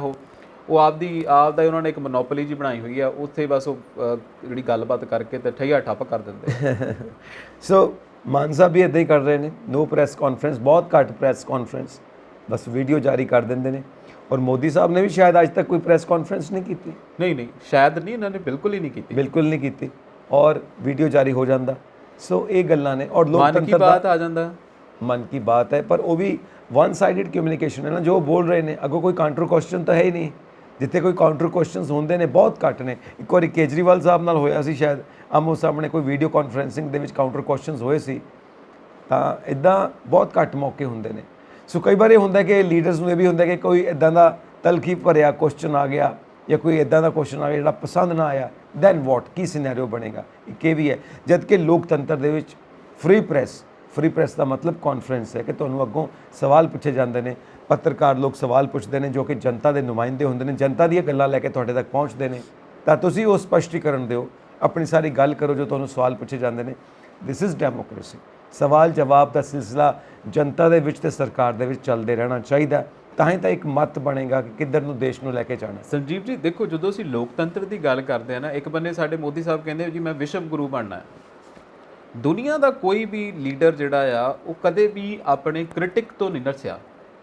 ਉਹ ਹਮੇਸ਼ਾ ਕਹਿੰਦਾ ਵੀ ਮੈਂ ਆਲੋਚਨਾ ਤੋਂ ਬਣਾਂਗੇ। ਸਾਨੂੰ ਵੀ ਘਰ ਦੇ ਇਹ ਸਿਖਾਉਂਦੇ ਆ ਵੀ ਤੁਸੀਂ ਆਪਣੀ ਆਲੋਚਨਾ ਤੋਂ ਸਿੱਖਣਾ ਆ, ਹੈ ਨਾ, ਇਹ ਆਲੋਚਨਾ ਚੰਗੀ ਹੋਵੇ। ਹੁਣ ਇਹ ਗੱਲ ਆ ਵੀ ਤੁਸੀਂ ਜਦੋਂ ਪ੍ਰੈਸ ਕਾਨਫਰੰਸ 'ਚ ਬੈਠੇ ਆ ਤਾਂ ਉੱਥੇ ਕੋਈ ਜਣਾ ਖਣਾ ਤਾਂ ਆ ਹੀ ਨਹੀਂ ਜਾਂਦਾ। ਬੜੇ ਹੀ ਸੁਲਝੇ ਹੋਏ ਲੋਕ, ਬੜੇ ਹੀ ਸੁਲਝੇ ਹੋਏ ਰਿਪੋਰਟਰਸ ਪਹੁੰਚਦੇ ਨੇ ਤੁਹਾਡੀ ਪ੍ਰੈਸ ਕਾਨਫਰੰਸ 'ਤੇ, ਰਜਿਸਟਰਡ ਰਿਪੋਰਟਰ ਪਹੁੰਚਦੇ ਨੇ। ਜੇ ਤੁਸੀਂ ਉਹਨਾਂ ਤੋਂ ਨੱਸਦੇ ਹੋ ਤਾਂ ਮਤਲਬ ਤੁਸੀਂ ਆਪਣੀ ਆਵਾਮ ਤੋਂ ਨੱਸਣ ਡੇ ਹੋ, ਆਪਣੇ ਲੋਕਾਂ ਤੋਂ ਨੱਸਣ ਡੇ ਹੋ। ਉਹਨਾਂ ਦੇ ਜਵਾਬ ਤੁਹਾਡੇ ਕੋਲੇ ਹੈ ਨਹੀਂ ਗੇ। ਤੁਹਾਨੂੰ ਲੱਗਦਾ ਕਿ ਮੇਰੀ ਇਮੇਜ ਡਾਊਨ ਨਾ ਹੋ ਜਾਵੇ, ਤੁਹਾਡੀ ਈਗੋ ਇੰਨੀ ਹਾਈ ਆ। ਇਹ ਇੱਕ ਤਰੀਕਾ ਨਹੀਂ ਹੈਗਾ। ਲੋਕਤੰਤਰਿਕ ਕਦਰਾਂ ਕੀਮਤਾਂ ਦੇ ਵਿੱਚ ਪ੍ਰੈਸ ਕਾਨਫਰੰਸ ਬਹੁਤ ਜ਼ਰੂਰੀ ਆ। ਇੱਥੋਂ ਤੱਕ ਕਿ ਅਸੀਂ ਕਹਿੰਦੇ ਸੀ ਕਿ ਡੋਨਲਡ ਟਰੰਪ ਦੀ ਅਸੀਂ ਗੱਲ ਕਰਦੇ ਸੀ ਕਿ ਉਹ ਬੜੇ ਰਾਈਟ ਵਿੰਗ ਦੇ ਨੇਤਾ ਆ ਔਰ ਉਹ ਲੋਕਾਂ ਦੀ ਸੁਣਦੇ ਨਹੀਂ ਹੈਗੇ। ਪਰ ਇਹਨਾਂ ਨਾਲੋਂ ਤੇ ਉਹ ਕਈ ਗੁਣ ਚੰਗੇ ਸੀਗੇ। ਉਹ ਜਿੱਦਾਂ ਮਰਜ਼ੀ ਸੀ, ਉਹਨਾਂ ਦੀਆਂ ਪ੍ਰੈਸ ਕਾਨਫਰੰਸਿਸ ਬਕਾਇਦਾ ਹੁੰਦੀਆਂ ਸੀ, ਜਦੋਂ ਕਿਤੇ ਟਾਈਮ ਹੁੰਦਾ ਸੀ, ਆਊਟ ਆਫ ਸ਼ੈਡਿਊਲ ਨਹੀਂ ਹੁੰਦੇ ਸੀਗੇ। ਉਹ ਦੇਖੋ ਐਡਾ ਵੱਡਾ ਮੁਲਕ ਹੈ। ਦੂਸਰੇ ਬੰਨੇ ਅਸੀਂ ਆਪਣੇ ਆਪ ਨੂੰ ਕਹਿੰਦੇ ਹਾਂ ਜੀ ਅਸੀਂ ਵਿਸ਼ਵ ਗੁਰੂ ਬਣਨਾ, $5 ਟ੍ਰਿਲੀਅਨ ਦੀ ਅਸੀਂ ਇਕਨੋਮੀ ਬਣਨਾ ਆ, ਪਰ ਅਸੀਂ ਲੋਕਾਂ ਦੇ ਜਵਾਬਾਂ ਤੋਂ ਨੱਠਣ ਡਏ ਹਾਂ। ਅਸੀਂ ਇੰਟਰਵਿਊ ਦਿੰਦੇ ਹਾਂ, ਇੰਟਰਵਿਊ ਵੀ ਦੇਖੋ ਕਿੱਦਾਂ ਦੀਆਂ ਫੀਚਰ ਇੰਟਰਵਿਊਜ਼ ਹੁੰਦੀਆਂ। ਮੈਂ ਤੁਹਾਨੂੰ ਫਰੂਟ ਕਿਹੜਾ ਪਸੰਦ ਆ, ਅਕਸ਼ੇ ਕੁਮਾਰ ਗਏ ਸੀ, ਹਾਂ ਪੰਛੀ ਕਿਹੜਾ ਪਸੰਦ ਆ, ਤੁਸੀਂ ਕਿੱਦਾਂ ਦੇ ਇਨਸਾਨ ਆ। ਮਤਲਬ ਇਹ ਇੰਟਰਵਿਊ ਪੁੱਛਣ ਵਾਲੀ ਗੱਲ ਹੈ। ਤੁਸੀਂ ਕੜੀ ਸਿੱਧੀ ਬਣਦੇ ਹੋ ਕਿ ਪੁੱਠੀ ਬਣਦੇ ਹੋ। ਇੰਡੀਅਨ ਲੀਡਰ ਆ, ਇੱਕ ਵੱਡੀ ਦੁਨੀਆ ਦੀ ਲਾਰਜੈਸਟ ਡੈਮੋਕ੍ਰੇਸੀ ਦਾ ਹਿੱਸਾ ਆ ਤੁਸੀਂ, ਹੈ ਨਾ। ਔਰ ਤੁਸੀਂ ਕਹਿੰਦੇ ਹੋ ਕਿ ਮੈਂ ਉਸ ਬੰਦੇ ਦੀ ਇੰਟਰਵਿਊਜ਼ ਵੀ ਸੁਣ ਕੇ ਦੇਖੋ ਯਾਰ, ਲੱਗਦਾ ਹੀ ਨਹੀਂ ਕਿ ਉਹ ਇੰਟਰਵਿਊਜ਼ ਨੇ। ਇਟ ਇਜ਼ ਗੈਟ ਟੂਗੈਦਰ, ਜਿਹਨੂੰ ਕਹਿੰਦੇ ਨਾ ਕਿ ਚਾਹ ਪੀਣ ਆਵਾਂਗੇ, ਬਹਿ ਕੇ ਗੱਲਾਂ ਬਾਤਾਂ ਕਰਾਂਗੇ, ਉਹ ਗੱਲਾਂ ਸੀ। ਔਰ ਟਰੰਪ ਸਾਹਿਬ ਦੀ ਤੁਸੀਂ ਗੱਲ ਕੀਤੀ ਹੈ ਵਿੱਚ, ਟਰੰਪ ਸਾਹਿਬ ਨੇ ਇੱਕ ਵੱਡੇ ਟੀਵੀ ਚੈਨਲ ਦੇ ਉੱਤੇ ਕੇਸ ਕਰ ਦਿੱਤਾ ਬਿਕੋਜ਼ ਉਹਨਾਂ ਦੀਆਂ ਕਈ ਗੱਲਾਂ ਸੀ ਜੋ ਟਰੰਪ ਸਾਹਿਬ ਨੂੰ ਪਸੰਦ ਨਹੀਂ ਆਈਆਂ, ਕਿਉਂਕਿ ਇਦਾਂ ਦੇ ਪ੍ਰੋਗਰਾਮਸ ਹੁੰਦੇ ਰਹਿੰਦੇ ਨੇ ਮੀਡੀਆ ਦੇ ਵਿੱਚ, ਤਲਖੀ ਆ ਗਈ, ਗੁੱਸਾ ਆ ਗਿਆ ਔਰ ਕੇਸ ਹੋ ਗਿਆ। ਤੁਸੀਂ ਕੁਝ ਕਹਿ ਰਹੇ ਸੀ? ਮੈਂ ਇਹ ਕਹਿ ਰਿਹਾ ਸੀਗਾ ਵੀ ਆਪਾਂ ਨਾ ਸੁਣਦੇ ਹੁੰਦੇ ਸੀ ਵੀ ਸੈਲੀਬ੍ਰਿਟੀ ਸ਼ੈਫ ਆ ਜੀ, ਆ ਸੈਲੀਬ੍ਰਿਟੀ ਰਿਪੋਰਟਰ ਆ ਸੈਲੀਬ੍ਰਿਟੀ ਡਾਕਟਰ ਆ ਸੈਲੀਬ੍ਰਿਟੀ ਬੇਕਰ ਆ। ਹੁਣ ਅਸੀਂ ਇਹ ਸੁਣਦੇ ਆ ਸੈਲੀਬ੍ਰਿਟੀ ਪੋਲੀਟੀਸ਼ੀਅਨ ਆ ਜੀ, ਉਹ ਪੀਐਮ ਮੋਦੀ ਸਾਹਿਬ ਨੇ।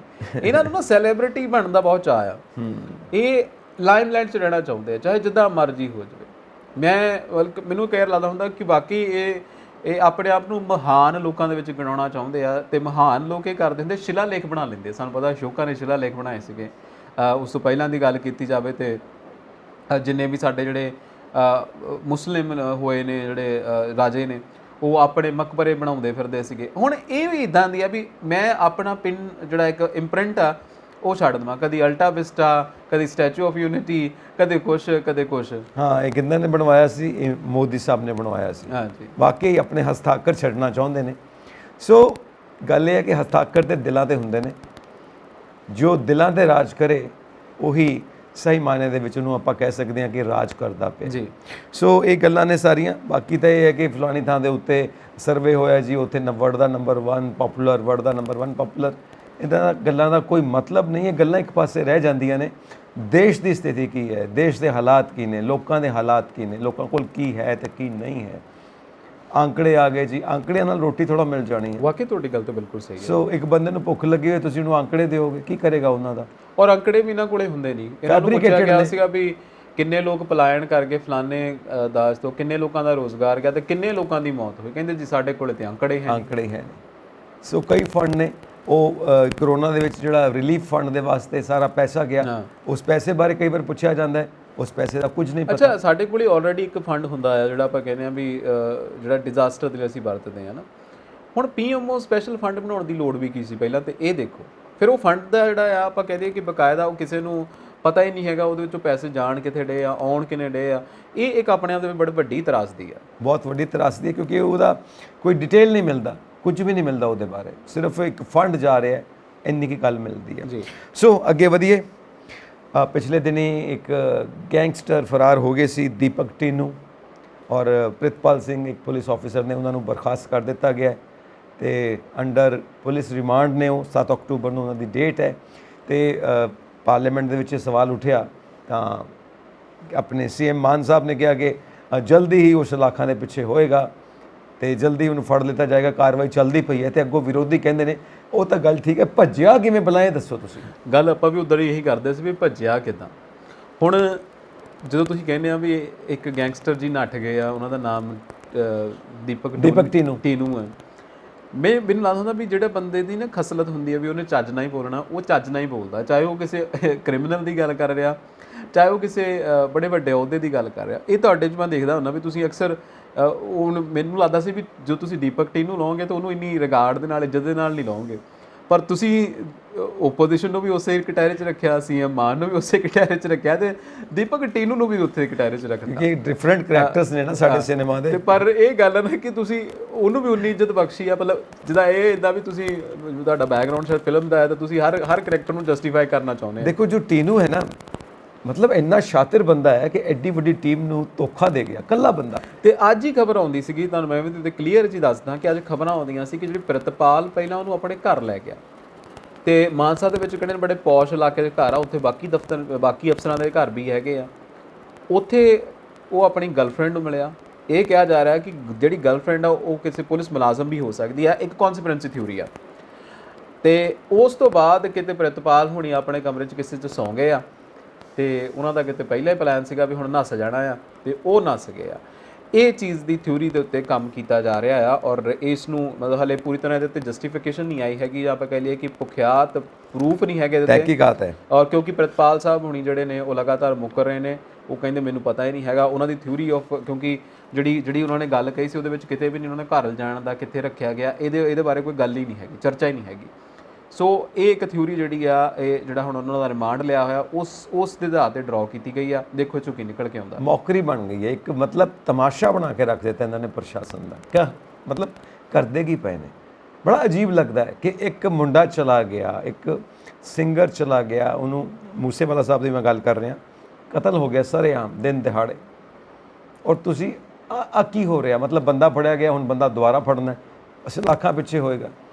ਦੇਖੋ ਅਸੀਂ ਉਹ ਵੀ ਜਾਣਦੇ Z+ ਸਿਕਿਉਰਿਟੀ ਤੋਂ ਮਜੀਠੀਆ ਸਾਹਿਬ ਪਤਾ ਹੀ ਨਹੀਂ ਕਿੱਥੇ ਚਲੇ ਜਾਂਦੇ ਨੇ। ਵਾਕਈ ਸੰਜੀਵ ਜੀ ਤੁਹਾਡੀ ਗੱਲ ਤੇ ਬਿਲਕੁਲ ਸਹੀ ਆ, ਪਤਾ ਹੀ ਨਹੀਂ ਲੱਗਦਾ ਜਦੋਂ ਕੋਈ Z+ ਸਿਕਿਉਰਿਟੀ ਆ ਉਹ ਆਪ ਕਿਵੇਂ ਭੱਜ ਜਾਂਦਾ। ਸਹੀ ਗੱਲ। ਫਿਰ ਸੁਮੇਧ ਸੈਣੀ ਰਾਤੋਂ ਰਾਤ ਹੀ ਕਿਤੇ ਹੋਰ ਚਲੇ ਜਾਂਦੇ ਆ ਜੀ, ਉਹ ਫਲਾਨਾ DGP ਰਹੇ ਹੋਏ ਪੰਜਾਬ ਦੇ। ਇਹ ਐਦਾਂ ਦੀ ਜਗ੍ਹਾ ਆ ਜਿੱਥੇ ਸਾਨੂੰ ਪਤਾ ਹੀ ਨਹੀਂ ਲੱਗਦਾ ਵੀ ਤੁਸੀਂ ਕਿੱਥੇ ਚਲੇ ਗਏ, ਕਿੱਦਾਂ ਚਲੇ ਗਏ। ਫਿਰ 2-2 ਮਹੀਨੇ 3-3 ਮਹੀਨੇ ਤੁਸੀਂ ਲੱਭਦੇ ਨਹੀਂ ਹੈਗੇ। ਫਿਰ ਲੱਭ ਵੀ ਜਾਂਦੇ ਜਦੋਂ ਤੁਹਾਨੂੰ ਜਿਹੜਾ ਕੋਰਟ ਹੈ ਉਹ ਕਹਿੰਦਾ ਵੀ ਤੁਹਾਨੂੰ ਅਲਟੀਮੇਟਮ ਦੇਣ ਤੋਂ ਬਿਨਾਂ ਫੜ ਨਹੀਂ ਸਕਦੇ, ਫਿਰ ਦੂਏ ਦਿਨ ਹੀ ਆ ਜਾਂਦੇ ਆ। ਤਾਂ ਤੁਸੀਂ ਹਿਸਾਬ ਲਾ ਸਕਦੇ ਆ, ਕਹਿੰਦੇ ਹੁੰਦੇ ਨਾ ਵੀ ਰਲੀਆਂ ਚੁਗਣ ਤੇ ਡਰ ਵੀ ਕਾਹਦਾ ਫਿਰ ਜਦੋਂ ਰਲੀਆਂ ਚੁਗਣੀਆਂ ਦਾ। ਸਈਆਂ ਭਾਈ ਕੋਤਵਾਲ ਅਬ ਡਰ ਕਾਹੇ ਕਾ, ਇੱਕ ਗਾਣਾ ਵੀ ਬਣਿਆ ਹੋਇਆ, ਮੈਨੂੰ ਚੇਤੇ ਆ ਗਿਆ, ਮੈਂ ਕਿਹਾ ਚਲੋ ਤੁਹਾਨੂੰ ਸੁਣਾ ਹੀ ਦਵਾਂ। ਨਹੀਂ ਵਧੀਆ ਗੱਲ। ਸੋ ਇਹ ਸਭ ਚੱਲਦਾ ਪਿਆ। ਖੈਰ ਇਹ ਤਾਂ ਸਾਡੇ ਦਰਸ਼ਕ ਵੀ ਸਮਝਦੇ ਨੇ ਕਿ ਹੋ ਕੀ ਰਿਹਾ, ਚੱਲ ਕੀ ਰਿਹਾ। ਸੋ ਹੁਣ ਹਰਿਆਣਾ ਗੁਰਦੁਆਰਾ ਐਕਟ ਦੇ ਖਿਲਾਫ SGPC ਦਾ ਇੱਕ ਰੋਸ ਪ੍ਰਦਰਸ਼ਨ ਹੋਇਆ। ਸ਼੍ਰੀ ਦਰਬਾਰ ਸਾਹਿਬ ਤੋਂ ਲੈ ਕੇ ਉਹ ਰੋਸ ਪ੍ਰਦਰਸ਼ਨ ਸੜਕਾਂ 'ਤੇ ਉਤਰੇ ਨੇ ਕਾਲੀਆਂ ਦਸਤਾਰਾਂ ਪਾ ਕੇ ਕਿ ਇਸ ਐਕਟ ਦੇ ਉੱਤੇ ਮੁੜ ਤੋਂ ਚਰਚਾ ਕੀਤੀ ਜਾਵੇ। ਸਨ 1925 ਦੇ ਐਕਟ ਦੇ ਮੁਤਾਬਿਕ ਸਾਰੇ ਫੈਸਲੇ ਹੋਣੇ ਚਾਹੀਦੇ ਨੇ। ਇਹ ਸਨ 2014 ਤੋਂ ਐਕਟ ਜਿਹੜਾ ਲਾਗੂ ਕੀਤਾ ਗਿਆ ਹੈ। ਸੁਪਰੀਮ ਕੋਰਟ ਨੂੰ ਦੁਬਾਰਾ ਬਹਿਣਾ ਚਾਹੀਦਾ ਹੈ, 5 ਜੱਜਾਂ ਦਾ ਬੈਂਚ ਬਿਠਾਉਣਾ ਚਾਹੀਦਾ ਹੈ। ਅਮਿਤ ਸ਼ਾਹ ਜੀ ਨੂੰ ਵੀ ਚਾਹੀਦਾ, ਜੋ ਸਾਡੇ ਗ੍ਰਹਿ ਮੰਤਰੀ ਨੇ, ਕਿ ਗਵਰਨਮੈਂਟ ਆਫ ਇੰਡੀਆ ਵੱਲੋਂ ਇੱਕ ਪਟੀਸ਼ਨ ਰਿਵਿਊ ਪਟੀਸ਼ਨ ਪਾਉਣ ਤਾਂ ਕਿ ਰੀਕਨਸੀਡਰ ਕੀਤਾ ਜਾਵੇ, ਕਿਉਂਕਿ ਇਹ ਸੰਵਿਧਾਨ ਦੇ ਮੁਤਾਬਿਕ ਸਿਰਫ ਸੈਂਟਰ ਨੂੰ ਹੱਕ ਹੈ ਦਖਲਅੰਦਾਜ਼ੀ ਕਰਨ ਦਾ। ਅੱਛਾ, ਗੱਲ ਜਦੋਂ ਆਉਂਦੀ ਹੈ ਨਾ, ਫਿਰ ਧਰਮ ਇੱਕ ਇਦਾਂ ਦੀ ਸ਼ੈ ਆ ਜਿਹਨੂੰ ਆਪਾਂ ਕਹਿੰਦੇ ਨਾ ਵੀ ਧਰਮ ਬਹੁਤ ਹੀ ਕ੍ਰਿਟੀਕਲ ਮੁੱਦਾ ਆ। ਬਿਲਕੁਲ ਸਹੀ ਹੈ। ਬੜਾ ਅਸੀਂ ਸੋਚ ਸਮਝ ਕੇ ਚੱਲਣਾ ਪੈਂਦਾ ਆ, ਬੜੇ ਪੈਰ ਹੌਲੀ ਹੌਲੀ ਪੱਬ ਧਰਨੇ ਪੈਂਦੇ ਆ ਜਦੋਂ ਅਸੀਂ ਧਰਮ ਦੀ ਗੱਲ ਕਰਦੇ ਹਾਂ। ਸੋ ਉਸ ਧਰਮ ਤੋਂ ਇਸ ਧਰਮ ਤੱਕ, ਮਤਲਬ ਜਦੋਂ ਆਪਾਂ ਕਹਿੰਦੇ ਆ ਵੀ ਰਾਜਨੀਤਿਕ ਧਰਮ ਸੰਜੀਵ ਜੀ ਆਉਣਾ ਆ, ਤਾਂ ਉਸ ਤੱਕ ਪਹੁੰਚਦੇ ਨਾ ਬੜੀਆਂ ਸਾਰੀਆਂ ਪੜਾਅ ਆਉਂਦੇ ਨੇ। ਹੁਣ ਇੱਥੇ ਇਹ ਗੱਲ ਹੈ ਕਿ ਗੱਲ ਤੇ ਬਿਲਕੁਲ ਸਹੀ ਆ ਕਿ SGPC ਦੀ ਇੱਕ ਰਿਵਿਊ ਪਟੀਸ਼ਨ ਦੁਆਰਾ ਪਾ ਦੇਵੇ, SGPC ਪਾ ਦੇਵੇ, ਫਿਰ ਉਹਦੇ ਤੇ ਰਿਵਿਊ ਹੋ ਜਾਵੇ ਤੇ ਕਿਸੇ ਨੂੰ ਵੀ ਕੋਈ ਜਿਹੜੀ ਆ ਸ਼ੱਕ ਨਾ ਰਵੇ। ਹੁਣ SGPC ਕਹਿੰਦੀ ਆ ਵੀ ਚੋਣਾਂ ਆਉਂਦੀਆਂ ਇਸ ਕਰਕੇ ਇਹ ਕੰਮ ਕੀਤਾ। ਹੁਣ ਸੁਖਬੀਰ ਬਾਦਲ ਵੀ ਇਹ ਕਹਿੰਦਾ ਵੀ ਚੋਣਾਂ ਆਉਂਦੀਆਂ ਇਸ ਕੰਮ ਕਰਕੇ ਕੀਤਾ। ਪਰ ਇਹ ਵੀ ਗੱਲ ਹੈ, ਸਾਨੂੰ ਇਹ ਵੀ ਪਤਾ ਸਾਡਾ ਜਸਟਿਸ ਕਿੰਨਾ ਲੰਮਾ ਚੱਲਦਾ ਹੈ, ਅਸੀਂ ਉਮਰਾਂ ਲੰਘਾਉਂਦੇ ਵੇਖਿਆ। ਸੋ ਇਹਦੇ ਉੱਤੇ ਵਾਕਈ ਰਿਵਿਊ ਪਟੀਸ਼ਨ ਬਣਾ ਦਿਓ ਜੇ ਤੁਹਾਨੂੰ ਲੱਗਦਾ ਤੇ ਰਿਵਿਊ ਹੋ ਜਾਊਗਾ ਤੇ ਫਿਰ ਉਸ ਤੋਂ ਬਾਅਦ ਗੱਲ ਕਲੀਅਰ ਹੋ ਜਾਏਗੀ। ਫਿਲਹਾਲ ਇਹ ਇੱਕ ਮੁੱਦਾ ਉੱਦਾਂ ਦਾ ਆ ਵੀ ਜੇ ਬਣ ਵੀ ਜਾਵੇ ਤਾਂ ਵੀ ਕੋਈ ਨੁਕਸਾਨ ਨਹੀਂ, ਤੇ ਜੇ ਨਾ ਬਣੇ ਤਾਂ ਵੀ ਕੋਈ ਨੁਕਸਾਨ ਨਹੀਂ। ਪਰ ਇਹ ਮੈਟਰ ਸੋਲਵ ਹੋਣਾ ਚਾਹੀਦਾ, ਕਿਉਂਕਿ ਫਜ਼ੀਹਤ ਹੋ ਰਹੀ ਹੈ ਇਹਦੇ ਵਿੱਚ ਔਰ ਪੂਰੀ ਦੁਨੀਆ ਦੇਖਦੀ ਪਈ ਹੈ ਕਿ ਮੈਂ ਉਦੋਂ ਵੀ ਤੁਹਾਨੂੰ ਗੱਲ ਕਰਦਾ ਸੀ ਕਿ ਫਜ਼ੀਹਤ ਇਹਨਾਂ ਨੇ ਆਪ ਕਰਾ ਦਿੱਤੀ। ਇਸ ਤੋਂ ਪਹਿਲਾਂ ਫਜ਼ੀਹਤ ਵੀ ਹੋਈ ਸੀਗੀ। ਬੰਦੀ ਸਿੰਘਾਂ ਦੀ ਰਿਹਾਈ ਦੇ ਲਈ ਸਰਬ ਜਿਹੜੀਆਂ ਧਾਰਮਿਕ ਜਥੇਬੰਦੀਆਂ ਸੀ, ਸਿੱਖ ਧਾਰਮਿਕ ਜਥੇਬੰਦੀਆਂ, ਇੱਕ ਮੰਚ ਤੇ ਆਉਣੀਆਂ ਚਾਹੀਦੀਆਂ ਸੀ। ਇੱਕ ਮੰਚ ਤੇ ਆਈਆਂ ਵੀ, ਪਰ ਇੱਕ ਮੰਚ ਦੇ ਉੱਤੇ ਜੋ ਇਹਨਾਂ ਦਾ ਕਲੇਸ਼ ਹੋਇਆ ਉਸ ਤੋਂ ਬਾਅਦ ਲੱਗਦਾ ਸੀ ਵੀ ਇਹ ਲੋਕ ਤਾਂ ਸ਼ਾਇਦ ਆਪਣੇ ਆਪ ਨੂੰ ਹੀ ਭੁੱਲ ਗਏ। ਇਹਨਾਂ ਦੀ ਈਗੋ ਸਭ ਤੋਂ ਜ਼ਿਆਦਾ ਅੱਗੇ ਹੈ। ਇਹਨਾਂ ਨੂੰ ਨਹੀਂ ਲੱਗਦਾ ਵੀ ਇਹ ਕਿਸੇ ਲੋਕ ਭਲਾਈ ਦੇ ਮੁੱਦੇ ਚੱਕ ਸਕਦੇ ਆ। ਇਹਨਾਂ ਨੂੰ ਲੱਗਦਾ ਜੀ ਮੈਂ ਜੇ ਫਲਾਣੇ ਥਾਂ ਦਾ ਆਇਆ ਤਾਂ ਮੈਨੂੰ ਉਸ ਤਰੀਕੇ ਨਾਲ ਰੱਖੋ, ਮੈਂ ਫਲਾਣੇ ਥਾਂ ਦਾ ਤਾਂ ਮੈਨੂੰ ਉਸ ਤਰੀਕੇ ਨਾਲ ਰੱਖੋ। ਇਹ ਇੱਕ ਤਰੀਕੇ ਨਾਲ ਹਉਮੈ ਦਾ ਸ਼ਿਕਾਰ ਹੋ ਗਏ ਆ। ਹਉਮੈ ਦਾ ਸ਼ਿਕਾਰ ਹੋ ਗਏ ਨੇ, ਪਰ ਇਹ ਹਉਮੈ ਦਾ ਸ਼ਿਕਾਰ ਹੋਣਾ ਸਾਰੇ ਮਾਹੌਲ ਵਾਸਤੇ, ਪੰਥ ਵਾਸਤੇ, ਸਾਨੂੰ ਜੋ ਗੁਰੂ ਸਾਹਿਬਾਨ ਨੇ ਰਾਹ ਦਿਖਾਇਆ ਹੈ ਉਹ ਸਾਰੇ ਵਾਸਤੇ, ਉਹ ਸਭ ਕਾਸੇ ਵਾਸਤੇ ਇਹ ਠੀਕ ਨਹੀਂ ਹੈ। ਹਉਮੈ ਜਿਹੜਾ ਨਾ ਇੱਕ ਰੋਗ ਹੈ, ਇਹ ਰੋਗ ਜ਼ਰੂਰ ਦੂਰ ਕਰ ਲੈਣਾ ਚਾਹੀਦਾ। ਚਲ ਅੱਗੇ ਵਧਦੇ ਹਾਂ ਆਪਾਂ ਜੀ। ਬਟਾਲਾ ਦੇ ਵਿੱਚ ਅੰਤਰਰਾਸ਼ਟਰੀ ਕਬੱਡੀ ਖਿਡਾਰੀ ਜਰਮਨਜੀਤ ਸਿੰਘ ਤੇ ਗੋਲੀਆਂ ਚੱਲੀਆਂ। ਸਬਜ਼ੀ ਲੈਣ ਗਏ ਸੀ, ਘਰ ਕੋਈ ਕਾਰਡ ਸੀਗਾ ਉਹਨਾਂ ਦੇ ਬੇਟੇ ਦਾ, ਉਸ ਕਰਕੇ ਜੀ। ਤੇ ਉਹਨਾਂ ਨੇ ਕਿਹਾ ਕਿ ਤੁਸੀਂ ਇਹਦੀ ਪਰਚੀ ਕਟਵਾਓ। ਉਹਨਾਂ ਨੇ ਸਾਰੀ ਗੱਲ ਐਕਸਪਲੇਨ ਕੀਤੀ। ਉਹ ਕੋਈ ਉੱਥੇ ਸਿਕਿਉਰਿਟੀ ਦੇ ਸੀਗੇ, ਉਹ ਸਾਬਕਾ ਫੌਜੀ ਨੇ, ਇੰਨਾ ਕੀ ਪਤਾ ਲੱਗਾ ਉਹਨਾਂ ਬਾਰੇ। ਉਹਨਾਂ ਨੇ ਚੁੱਕ ਕੇ ਪੈਰਾਂ ਵਿੱਚ ਗੋਲੀ ਮਾਰਤੀ, ਹਾਲਾਂਕਿ ਬਚ ਗਏ ਨੇ, ਗੋਲੀ ਨਹੀਂ ਲੱਗੀ, ਪਰ ਉਹ ਬੰਦਾ ਫੌਜੀ ਜਿਹੜਾ ਸੀ ਉਹ ਮੌਕੇ ਤੋਂ ਫਰਾਰ ਹੈ, ਆਪਣੀ ਪਿਸਤੌਲ ਸਮੇਤ ਜੋ ਵੀ ਉਹਦੇ ਕੋਲ ਹੈ ਸੀ ਹਥਿਆਰ, ਤੇ ਪੁਲਿਸ ਨੇ ਕੇਸ ਦਰਜ ਕਰ ਲਿਆ। ਤੇ ਜਰਮਨਜੀਤ ਸਿੰਘ ਬਿਲਕੁਲ ਠੀਕ ਨੇ ਔਰ ਇਹੀ ਦੱਸ ਰਹੇ ਨੇ ਕਿ ਗੱਲ ਤਾਂ ਕੁਝ ਵੀ ਨਹੀਂ ਸੀ, ਬਟ ਛੋਟੀ ਜੀ ਗੱਲ ਦੇ ਉੱਤੋਂ ਗੁੱਸਾ ਖਾ ਕੇ ਉਹਨਾਂ ਨੇ ਗੋਲੀ ਚਲਾ ਦਿੱਤੀ। ਦੇਖੋ ਗੱਲ ਤੇ ਕੁਝ ਹੋਊਗੀ, ਕੁਛ ਨਾ ਕੁਛ ਕੁਛ ਤੇ ਗੱਲ ਜ਼ਰੂਰ ਹੋਊਗੀ, ਹੈ ਨਾ, ਕਿਉਂਕਿ ਆਪਾਂ ਇਹ ਵੀ ਨਹੀਂ ਕਹਿ ਸਕਦੇ ਕਿ ਨਿਰੀ ਪੂਰੀ ਇੱਕ ਧਿਰ ਦੀ ਗਲਤੀ ਆ ਨਾ, ਕਿਉਂਕਿ ਜਦੋਂ ਇਹ ਹਲੇ ਹੀਟ ਆਫ ਦਾ ਮੂਵਮੈਂਟ ਹਲੇ ਸੋਸ਼ਲ ਮੀਡੀਆ ਦੇ ਉੱਤੇ ਵਾਇਰਲ ਹੋਣ ਡਈ ਹੈ। ਜੀ ਜੀ, ਜਦੋਂ ਕੋਈ ਇਹਨੂੰ ਪਬਲਿਕੇਸ਼ਨ ਜਿਹੜੀ ਆ ਪ੍ਰੋਪਰ ਤਰੀਕੇ ਨਾਲ ਪਬਲਿਕ ਕਰੂਗੀ ਤਾਂ ਰਿਸਪੌਂਸਿਬਿਲਿਟੀ ਹੁੰਦੀ ਦੋਹਾਂ ਧਿਰਾਂ ਤੋਂ ਪੁੱਛਿਆ ਜਾਵੇ। ਬਿਲਕੁਲ, ਪਰ ਗੋਲੀ ਕਿਸੇ ਮਸਲੇ ਦਾ ਹੱਲ ਵੀ ਨਹੀਂ ਆ, ਇਹ ਵੀ ਇੱਕ ਬੰਨੇ ਦੇਖਣਾ ਚਾਹੀਦਾ ਆ। ਔਰ ਜੇ ਹੋਇਆ ਆ ਤੇ ਕਿਵੇਂ ਹੋਇਆ ਤੇ ਕਿਸ ਤਰੀਕੇ ਨਾਲ ਹੋਇਆ, ਹਲੇ ਇਹ ਕਹਿ ਲਈਏ ਕਿ ਇਹ ਪਲਾਂਘਾਂ ਪੁੱਟਣਾ ਹਲੇ ਥੋੜ੍ਹੀ ਦੂਰ ਆ, ਕਿਉਂਕਿ ਆਪਾਂ ਇੱਕ ਸਾਈਡ ਦੀ ਗੱਲ ਕਰ ਰਹੇ ਹਾਂ, ਦੂਸਰੀ ਸਾਈਡ ਦਾ ਹਲੇ ਸੱਚ ਸਾਹਮਣੇ ਨਹੀਂ ਆਇਆ। ਬਿਲਕੁਲ ਠੀਕ ਗੱਲ ਹੈ। ਔਰ ਸਾਬਕਾ ਫੌਜੀ ਸਾਹਿਬ ਫੜੇ ਜਾਣਗੇ, ਉਹਨਾਂ ਨੂੰ ਪੁੱਛਿਆ ਜਾਏਗਾ ਤੁਸੀਂ ਭੱਜੇ ਕਿਉਂ, ਜੀ ਹੈ ਨਾ, ਗੋਲੀ ਚਲਾਈ ਤੇ ਫਿਰ ਭੱਜੇ ਕਿਉਂ। ਖੈਰ ਇਹ ਤਾਂ ਹੁਣ ਉਹਨਾਂ ਦੇ ਅਰੈਸਟ ਹੋਣ ਤੋਂ ਬਾਅਦ ਹੈ ਕਿ ਅੱਗੇ ਕੀ ਡਿਵੈਲਪਮੈਂਟਸ ਹੁੰਦੀਆਂ ਨੇ। ਪਰ ਇੱਕ ਗੱਲ ਹੈ, ਅਸੀਂ ਲੋਕ ਨਾ ਹੁਣ ਸਹਿਣਸ਼ੀਲਤਾ ਨਹੀਂ ਰਹਿ ਗਏ। ਨਹੀਂ, ਸਹਿਣਸ਼ੀਲਤਾ ਤਾਂ ਸਾਡੇ 'ਚ ਬਚੀ ਨਹੀਂ ਬਚੀ ਨਹੀਂ ਹੈ। ਬਹੁਤ ਪਤਾ ਨਹੀਂ ਕਿਉਂ, ਮੈਨੂੰ ਲੱਗਦਾ ਆੜੇ ਮੋਬਾਈਲ ਅਸੀਂ ਲਈ ਫਿਰਦੇ ਆ ਜਾਂ ਸੋਸ਼ਲ ਜਿਹੜੇ ਗੈਜਟ ਆ ਸਾਡੇ ਕੋਲੇ, ਜਿਹੜੇ ਇਲੈਕਟ੍ਰੋਨਿਕ ਗੈਜਟ ਆ ਸਾਡੇ ਕੋਲੇ, ਇਹਨਾਂ ਨੇ ਨਾ ਸਾਡਾ ਖੂਨ ਚੂਸ ਲਿਆ। ਔਰ ਖੂਨ ਚੂਸਣ ਤੋਂ ਬਾਅਦ ਉਹ ਕਹਿੰਦੇ ਨੇ ਵੀ ਜਦੋਂ ਖੂਨ ਘੱਟ ਹੋਵੇ ਤਾਂ ਚਿੜਚਿੜਾ ਹੋ ਜਾਂਦਾ ਬੰਦਾ। ਇਹੀ ਸਾਡੀ ਜਨਰੇਸ਼ਨ ਨਾਲ ਹੋ ਰਿਹਾ। ਹੋ ਸਕਦਾ ਅਕਲ ਵੀ ਚੂਸ ਲਈ ਹੋਵੇ। ਉਹੀ ਤੁਸੀਂ ਅਸੀਂ ਕ੍ਰੀਏਟਿਵ ਨਹੀਂ ਰਹਿ ਗਏ, ਜੋ ਇਨਫੋਰਮੇਸ਼ਨ ਮਿਲ ਰਹੀ ਹੈ ਅਸੀਂ ਉਹਨੂੰ ਖਾਈ ਜਾ ਰਹੇ ਹਾਂ, ਆਪਣੇ ਆਪ ਨਹੀਂ ਸੋਚਦੇ ਕਿ ਅਸੀਂ ਕੀ ਕਰਨਾ। ਬਾਕੀ ਸਾਨੂੰ ਸਮਝ ਨਹੀਂ ਆਉਂਦਾ ਉਹਨੂੰ ਪਹੁੰਚਾਉਣਾ ਕਿੱਦਾਂ ਆ। ਬਿਲਕੁਲ ਉਹੀ ਤਰੀਕੇ ਨਾਲ ਵੀ ਘਰੋਂ ਤੁਰਿਆ ਤੇ ਰਾਹ ਦੇ ਵਿੱਚ ਪਹਿਲਾਂ ਕਹਿੰਦੇ ਚਾਹ ਪਕੌੜੇ ਲੱਗੇ, ਫਿਰ ਰਾਹ ਉਦੋਂ ਅੱਗੇ ਗਿਆ ਤੇ ਕਿਤੇ ਜਲੇਬ ਲੱਗ ਗਏ, ਜਲੇਬ ਖਾ ਲਏ, ਤੇ ਤੀਸਰੀ ਥਾਂ ਗਿਆ ਤੇ ਉਹ ਫਿਰ ਕਹਿੰਦੇ ਵੀ ਪਰੌਠੇ ਸੀ ਉਹ ਛਕ ਲਏ, ਤੇ ਚੌਥੀ ਥਾਂ ਗਿਆ ਤੇ ਕੁਝ ਹੋਰ ਛਕ ਲਿਆ। ਜਦੋਂ ਤੱਕ ਡੈਸਟੀਨੇਸ਼ਨ ਤੇ ਪਹੁੰਚਿਆ ਤੇ ਉਹ ਬਿਮਾਰ ਹੋ ਗਿਆ। ਹੁਣ ਇਹ ਅਸੀਂ ਵੀ ਖਾਈ ਗਿਆ ਤੇ ਜਿਹੜਾ ਤੁਹਾਡਾ ਸਿਸਟਮ ਆ ਉਹਨੂੰ ਪਹੁੰਚਾਉਣਾ, ਰੈਸਟ ਕਰਾਉਣਾ ਵੀ ਤੇ ਸਾਡੀ ਜ਼ਿੰਮੇਵਾਰੀ ਹੈ ਨਾ।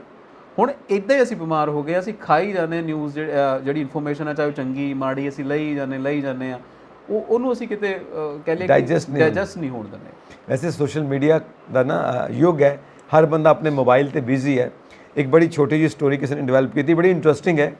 ਇੱਕ ਬੰਦਾ ਆਪਣਾ ਮੋਬਾਈਲ ਦੇਖਦਾ ਕਿਸੇ ਘਰ ਐਂਟਰ ਹੋ ਗਿਆ।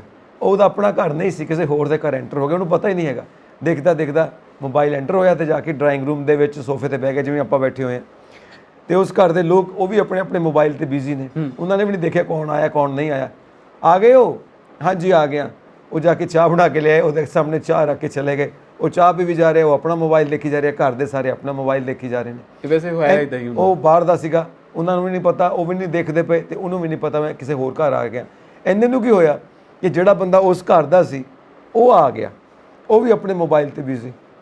ਉਹਨੇ ਵੀ ਨਹੀਂ ਦੇਖਿਆ, ਉਹਨੇ ਦੇਖਿਆ ਕੋਈ ਹੋਰ ਬੈਠਾ ਹੋਇਆ, ਕਹਿੰਦਾ ਸੌਰੀ ਸ਼ਾਇਦ ਮੈਂ ਕਿਸੇ ਗਲਤ ਘਰ ਆ ਗਿਆ, ਉਹ ਆਪਣੇ ਘਰ ਆਇਆ ਸੀ। ਵਾਕਈ ਉਹ ਬਾਹਰ ਚਲਾ ਗਿਆ। ਚੱਲਦਾ ਮੇਲਾ ਆਹੀ ਹੈ, ਸਾਰੇ ਮੋਬਾਈਲ ਤੇ ਬਿਜ਼ੀ ਨੇ। ਸੋ ਖੈਰਾ ਸਾਹਿਬ, ਹੁਣ ਹੱਸੇ ਆਪਾਂ ਵਾਕਈ, ਤੇ ਹੱਸਣ ਤੋਂ ਬਾਅਦ ਆਪਾਂ ਅੱਗੇ ਤੁਰੀਏ ਇੱਕ ਵਧੀਆ ਖਬਰ, ਤੇ ਫਿਰ ਉਸ ਤੋਂ ਬਾਅਦ ਆਪਾਂ ਚਾਲੇ ਪਾਉਨੇ ਆ ਕਿ ਯੂਕੇ ਦੀ ਕੰਪਨੀ ਹੈ HP ਕੈਪੀਟਲ, ਉਹਨੇ ਪੰਜਾਬ ਦੇ ਵਿੱਚ 3000 ਕਰੋੜ ਦੀ ਇਨਵੈਸਟਮੈਂਟ ਦੀ ਤਜਵੀਜ਼ ਰੱਖੀ ਹੈ, ਆਫਰ ਦਿੱਤੀ ਹੈ। ਇੱਕ ਮੈਡੀਸਿਟੀ ਪ੍ਰੋਜੈਕਟ ਹੈ, ਹਸਪਤਾਲ ਬਣਾਉਣਾ ਹੈ 300 ਬੈੱਡਸ ਦਾ ਔਰ ਅਲਟਰਾ ਮਾਡਰਨ।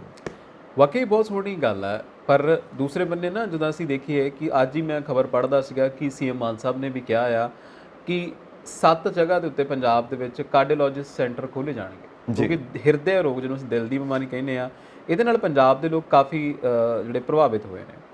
ਹੁਣ ਇਹਦੇ ਪਿੱਛੇ ਆਪਾਂ ਹੁਣੀ ਪਹਿਲਾਂ ਵੀ ਗੱਲ ਕਰ ਚੁੱਕੇ ਹਾਂ ਵੀ ਲਾਈਫ ਸਟਾਈਲ ਸਾਡਾ ਉੱਦਾਂ ਦਾ ਨਹੀਂ ਰਿਹਾ ਹੈਗਾ। ਪਹਿਲਾਂ ਇਹਨਾਂ ਨੇ ਤੁਹਾਨੂੰ ਪਤਾ ਸੇਵਾ ਕੇਂਦਰਾਂ ਦੇ ਵਿੱਚ ਕਹਿੰਦੇ ਸੀ 75 ਖੋਲ੍ਹ ਦਿੱਤੇ ਆ, ਔਰ ਹੋਰ ਵੀ ਖੋਲ੍ਹਣੇ ਆ ਹਲੇ। ਔਰ ਇਹਨਾਂ ਚੀਜ਼ਾਂ ਨੂੰ ਲੈ ਕੇ ਮੈਨੂੰ ਲੱਗਦਾ ਕਿ ਆਮ ਆਦਮੀ ਪਾਰਟੀ ਜੇ ਕੰਮ ਕਰੇਗੀ ਤਾਂ ਵਾਕਈ ਜੇ ਕਾਰਡੀਓਲੋਜਿਸਟ ਸੈਂਟਰ ਖੁੱਲ੍ਹਣਗੇ, ਜਾਂ ਫਿਰ ਉਸ ਤੋਂ ਬਾਅਦ ਅਸੀਂ ਕਹਿੰਦੇ ਹਾਂ ਕਿ ਹੋਰ ਜਿਹੜੇ ਅਸੀਂ ਕਹਿੰਦੇ ਹਾਂ ਕਿ ਫਸਟ ਕੇਅਰ ਬਹੁਤ ਸੋਹਣੀ ਹੋਏਗੀ, ਫਸਟ ਏਡ ਕੇਅਰ ਜਿਹੜੀ ਆ ਉਹਦੇ ਨਾਲ ਆਮ ਲੋਕਾਂ ਨੂੰ ਬਹੁਤ ਫਾਇਦਾ ਹੋਏਗਾ। ਦੂਸਰੇ ਬੰਨੇ ਰਹੀ ਗੱਲ, ਤੁਸੀਂ ਜਿਹੜੀ ਮੈਡੀਸਿਟੀ ਪ੍ਰੋਜੈਕਟ ਦੀ ਗੱਲ ਕਰ ਰਹੇ ਹੋ, ਔਰ ਇਹ ਪ੍ਰੋਜੈਕਟ ਇੱਦਾਂ ਦੇ ਹੋਣਗੇ ਜਿਹੜੇ ਇੰਟਰਨੈਸ਼ਨਲ ਕੋਲੈਬੋਰੇਸ਼ਨ ਨਾਲ ਹੁੰਦੇ ਆ, ਤੇ ਇਹਦਾ ਬਹੁਤ ਫਾਇਦਾ ਹੁੰਦਾ ਹੈ। ਕਿਉਂਕਿ ਜਦੋਂ ਅਸੀਂ ਹੈਲਥ ਸਿਸਟਮ ਦੀ ਗੱਲ ਕਰਦੇ ਹਾਂ, ਹੈਲਥ ਐਕਸਪਰਟਸ ਦੀ ਗੱਲ ਕਰਦੇ ਹਾਂ, ਤਾਂ ਦੁਨੀਆ ਦੇ ਵਿੱਚ ਮੰਨੇ ਪਰਮੰਨੇ health experts Indian health experts ਨੇ ਜਿਹੜੇ ਦੁਨੀਆ ਦੇ ਵਿੱਚ ਬੈਠੇ ਨੇ। ਐਗਜ਼ੈਕਟਲੀ, ਇੱਕ ਨਾ ਬੜੀ ਤਰਾਸਦੀ ਵਾਲੀ ਗੱਲ ਹੈ, ਅਸੀਂ ਹਸਪੀਟਲਸ ਖੋਲ੍ਹ ਰਹੇ ਹਾਂ, ਹੈਲਥ ਸੈਂਟਰ ਨਹੀਂ ਖੋਲ੍ਹ ਰਹੇ। ਮਤਲਬ ਬਿਮਾਰ ਹੋ ਕੇ ਤੁਸੀਂ ਹਸਪੀਟਲ ਜਾਓ, ਤੁਹਾਡਾ ਇਲਾਜ ਹੋ ਜਾਏਗਾ, ਪਰ ਬਿਮਾਰ ਹੋਵੋ ਕਿਉਂ, ਫਿਟਨੈਸ ਵਾਸਤੇ ਕਿਉਂ ਨਹੀਂ। ਹੈਲਥ ਸੈਂਟਰ ਨਹੀਂ ਖੋਲ੍ਹ ਰਹੇ, ਹਸਪੀਟਲ ਖੋਲ੍ਹ ਰਹੇ ਹਾਂ। That is the tragedy. ਸਾਨੂੰ ਹੈਲਥ ਸੈਂਟਰ ਜ਼ਰੂਰ ਖੋਲ੍ਹਣੇ ਚਾਹੀਦੇ ਨੇ, ਔਰ ਇਸ ਵਕਤ ਪੰਜਾਬ ਸਰਕਾਰ ਨੂੰ ਚਾਹੀਦਾ ਕਿ ਨਾਗਰਿਕਾਂ ਨੂੰ, ਸਿਟੀ ਨੂੰ, ਬਲਕਿ ਪੂਰੇ ਭਾਰਤ ਨੂੰ, ਪੂਰੀ ਦੁਨੀਆ ਨੂੰ ਜ਼ਰੂਰਤ ਹੈ ਹੈਲਥ ਸੈਂਟਰਸ, ਤੰਦਰੁਸਤੀ ਵਾਲੇ ਸੈਂਟਰ ਹੋਣ ਜਿੱਥੇ ਖਾਣ ਪੀਣ ਦਾ ਦੱਸਿਆ ਜਾਵੇ, ਲਾਈਫ ਸਟਾਈਲ ਦੱਸਿਆ ਜਾਵੇ, ਹਰ ਚੀਜ਼ ਦੱਸੀ ਜਾਵੇ। ਸੋ ਹਸਪੀਟਲਸ ਤਾਂ ਹੁੰਦੇ ਨੇ ਕਿ ਜਦੋਂ ਬਿਮਾਰ ਹੋ ਗਏ ਉਦੋਂ ਜਾਣਾ, ਪਰ ਬਿਮਾਰ ਹੋਈਏ ਕਿਉਂ? ਇਸ ਕਰਕੇ ਫਿਟਨੈਸ ਵਾਸਤੇ ਇਹ ਚੀਜ਼ਾਂ ਜ਼ਰੂਰੀ ਨੇ ਕਿ ਹੈਲਥ ਸੈਂਟਰ ਖੋਲ੍ਹੇ ਜਾਣ। ਕਹਿੰਦੇ ਬਿਮਾਰ ਦਾ ਇਲਾਜ ਤਾਂ ਚਲੋ ਹੋ ਹੀ ਜਾਊਗਾ, ਬਿਮਾਰ ਹੁੰਦਾ ਕਿਉਂ ਹੈ, ਇਹਦਾ ਇਲਾਜ ਕਿਉਂ ਨਹੀਂ ਹੋ ਰਿਹਾ? ਯੈਸ, ਇਹਦੀ ਨਬਜ਼ ਕਿਉਂ ਨਹੀਂ ਫੜੀ ਜਾਂਦੀ? ਆਮ ਆਦਮੀ ਪਾਰਟੀ ਵੀ ਕਹਿੰਦੇ ਅਸੀਂ ਸੇਵਾ ਕੇਂਦਰ ਖੋਲ੍ਹ ਦੇਵਾਂ, ਸੇਵਾ ਕੇਂਦਰਾਂ 'ਚ ਅਸੀਂ ਕਲੀਨਿਕ ਖੋਲ੍ਹੇ, ਮੁਹੱਲਾ ਕਲੀਨਿਕ ਖੋਲ੍ਹੇ ਆ, ਬਹੁਤ ਸੋਹਣੀ ਗੱਲ ਹੈ, ਪਰ ਤੁਸੀਂ ਕਦੀ ਨਬਜ਼ ਫੜੀ ਆ ਵੀ ਲੋਕ ਬਿਮਾਰ ਕਿਉਂ ਹੁੰਦੇ ਆ? ਹੈ ਨਾ, ਅਸੀਂ ਉਹ ਗੱਲ ਆ ਕਿ ਅਸੀਂ ਮੱਛੀ ਫੜ ਕੇ ਪਲੇਟ 'ਚ ਰੱਖ ਦਿੱਤੀ ਆ ਵੀ ਇਹਨੂੰ ਪਕਾ ਕੇ ਤੇ ਖਾ ਲਓ, ਕਦੇ ਅਸੀਂ ਮੱਛੀ ਫੜਨੀ ਕਿਉਂ ਨਹੀਂ ਸਿਖਾਉਂਦੇ ਵੀ ਜਾਊਗਾ ਉਹਨੂੰ ਮੱਛੀ ਫੜਨੀ ਆ ਜਾਊਗੀ, ਜਦੋਂ ਮਰਜ਼ੀ ਫੜ ਕੇ ਖਾ ਲਵੇ। ਇਹ ਤਰੀਕਾ ਆ। ਸਰਕਾਰਾਂ ਸਾਨੂੰ ਡਿਪੈਂਡੈਂਟ ਬਣਾ ਦਿੰਦੀਆਂ, ਕਦੇ ਇਹ ਨਹੀਂ ਸੋਚਦੀਆਂ ਵੀ ਅਸੀਂ ਇੰਡੀਪੈਂਡੈਂਟ ਬਣੀਏ। ਉਹ ਇਹ ਬੜਾ ਵੱਡਾ ਇੱਕ ਫਿਲੋਸਫੀਕਲ ਤੁਹਾਡਾ ਜਿਹੜਾ ਸਿਸਟਮ ਹੈ, ਮੈਨੂੰ ਲੱਗਦਾ ਬਹੁਤ ਵਧੀਆ ਗੱਲ ਹੈ। ਔਰ ਦੂਸਰਾ ਅਸੀਂ ਵੀ ਇਹ ਕਹਾਂਗੇ ਕਿ ਤੁਸੀਂ ਵੀ ਫਿੱਟ ਹੋ ਜਾਓ। ਇਹ ਜਿਹੜਾ ਤੁਹਾਨੂੰ ਮੌਸਮ ਦਾ ਜਾਦੂ ਚੜ ਗਿਆ ਨਾ ਉਹ ਲੈ ਜਾਵੇ, ਤੇ ਤੁਸੀਂ ਕੱਲ ਜਦੋਂ ਸਾਡੇ ਨਾਲ ਪ੍ਰੋਗਰਾਮ ਕਰੋ ਤਾਂ ਇੱਕੋਦਮ ਫਿੱਟ ਟਨ ਟਨਾ ਟਨ। ਮੈਂ ਕੋਸ਼ਿਸ਼ ਕਰਾਂਗਾ ਕਿਉਂਕਿ ਅੱਜ ਮੇਰਾ ਬੜਾ ਮੰਦਾ ਹਾਲ ਹੈ, ਪਰ ਜਦੋਂ ਤੁਸੀਂ ਬੈਠੇ ਆ, ਪਰ ਫਿਰ ਵੀ ਕਹਿੰਦੇ ਹੁੰਦੇ ਨਾ ਵੀ ਸ਼ੋ ਮਸਟ ਗੋ ਔਨ, ਉਹ ਵਾਲਾ ਸਾਡੇ ਨਾਲ ਹੈ। ਫਿਲਹਾਲ ਤੁਸੀਂ ਦੇਖਦੇ ਰਹੋ ਪੰਜਾਬ ਮੇਲ USA TV, ਔਰ ਜੇਕਰ ਤੁਹਾਨੂੰ ਕੋਈ ਲੱਗਦਾ ਹੈ ਕਿ ਚੀਜ਼ ਸ਼ਾਇਦ ਜਿਹੜੀ ਅਸੀਂ ਮਿਸ ਕਰ ਰਹੇ ਆ ਜਾਂ ਉਹ ਇਹਦੇ ਵਿੱਚ ਇਨਕਲੂਡ ਕਰਨੀ ਚਾਹੀਦੀ ਹੈ, ਤਾਂ ਤੁਸੀਂ ਸੁਝਾਅ ਦੇ ਸਕਦੇ ਹੋ। ਸਾਡੇ ਫੇਸਬੁੱਕ ਚੈਨਲ ਦੇ ਉੱਤੇ ਜਾ ਕੇ ਨੀਚੇ ਕਮੈਂਟ ਕਰ ਸਕਦੇ ਆ, ਸਾਡਾ ਫੇਸਬੁੱਕ ਪੇਜ ਵੀ ਹੈ। ਔਰ ਦੇਖਦੇ ਰਹੋ ਪੰਜਾਬ ਮੇਲ USA TV। ਫਿਲਹਾਲ ਮੈਨੂੰ ਤੇ ਸੰਜੀਵ ਜੀ ਨੂੰ ਦਿਓ ਇਜਾਜ਼ਤ। ਸਤਿ ਸ਼੍ਰੀ ਅਕਾਲ। ਸਤਿ ਸ਼੍ਰੀ ਅਕਾਲ ਜੀ।